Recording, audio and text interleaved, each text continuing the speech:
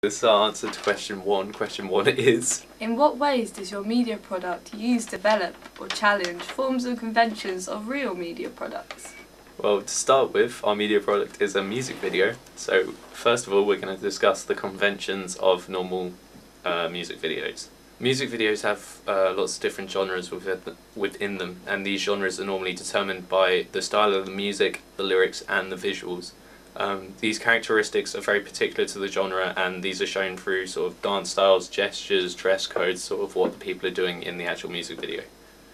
The music video has to gratify the needs of the audience in a variety of ways, so this is sort of by thinking about what audience you're sort of trying to target and thinking what their lifestyle is like and how you can approach that. So for example, with us in small town America, we went for a very sort of broad target audience. We appealed to that by sort of using very sort of exciting visuals that are quite gripping and stuff. Where comedy. Yeah, so young people will be tempted to sort of look into it and be like, oh, that is interesting. In music videos, there's often a lot of close-ups of the sort of the lead singer or the band members. These are often called beauty shots. There's lots of cutting to the beat.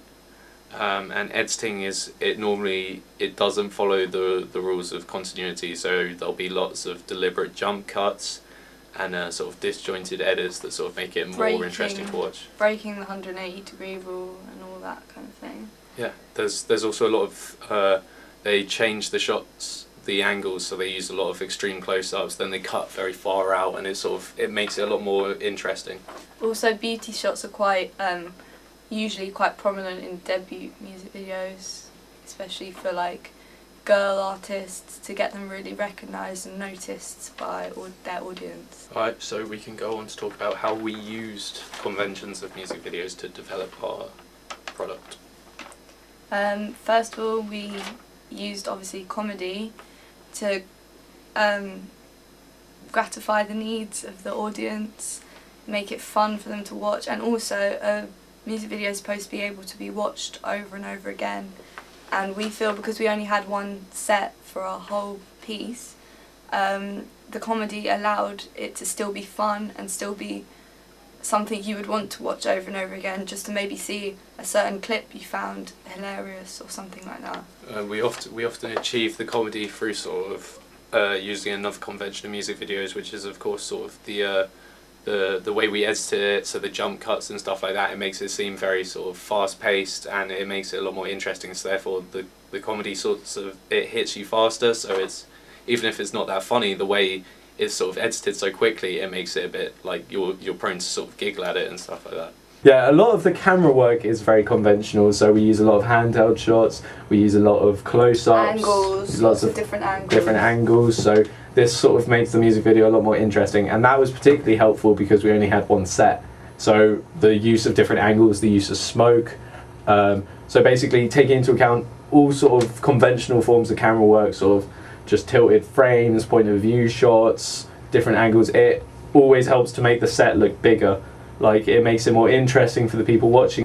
We use the visuals, like in many music videos, to portray the sort of values of the band and the image. So we have quite a lot of comedy shots where they're like messing around, where they're doing shots of Night Nurse, which suggests like a party lifestyle. Eating pizza, just all sort of things, sort of looking through records, looking at music, eating pizza, taking shots. It's all very sort of, it connotes a very sort of fun lifestyle. And like free-spirited, not really caring about like hard work, more about just like having a good time. Yeah.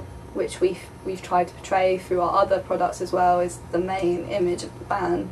Yeah, of course. This links in really nicely with sort of the website, the album cover. It's all very sort of, I think, spot on there with it's free-spirited. It sort of reminds you of sort of university students or stuff like that, sort of just enjoying yourself, and sort of everything's very relaxed, and it's not sort of rushed. It's not trying too hard.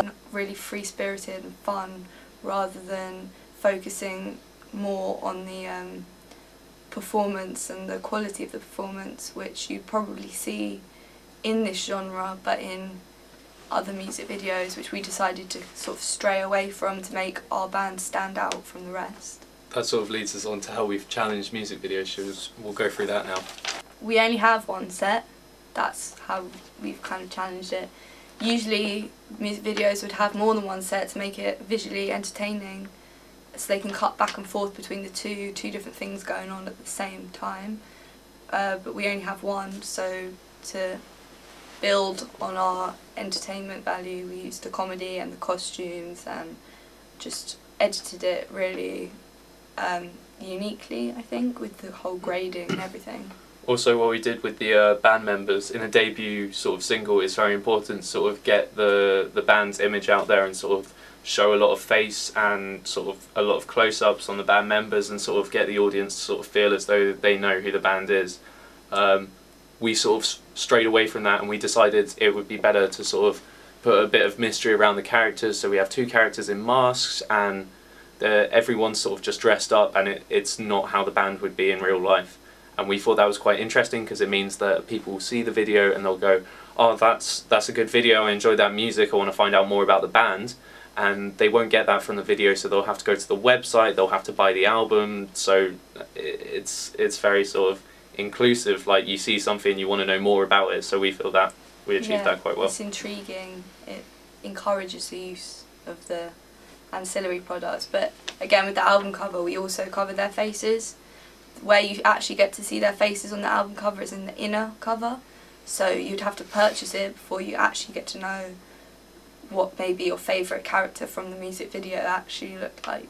There's not a single narrative, which is quite strange from other music videos. There's normally a performance, a narrative and a concept. We've decided to take only two of them, and we've sort of done a concept-based sort of performance style music video. So we have the only narrative as far as the lead singer can't get to sleep. He tries to get to sleep and eventually he goes to sleep, so that's not really a narrative. So what we decided to do was fill it with sort of fun sort of anecdotes, little scenes. Sort of, we've got the eating of the pizza, we've got the taking shots at night nurse. It's all very sort of montagey, it sort of mixes together, and it sort of goes along with the conventions of music videos whilst straying away from a narrative-based music video. And this also connotes the values of the band, like not having a serious structure. It's more like free-flowing, just doing what they want, kind of when they want. That's very different from other bands from our genre, because we've taken a very sort of easygoing approach towards the idea of the band. It's not very taking themselves seriously, they're sort of dressing up, they're having fun. And I think that's quite difficult to find in sort of indie alternative bands, because normally it's all about the music, it's all about experimenting with the music. We kind of have strayed into a different genre in terms of the visuals of our music video, into the more punk rock genre, which is less... it's less oriented around the music.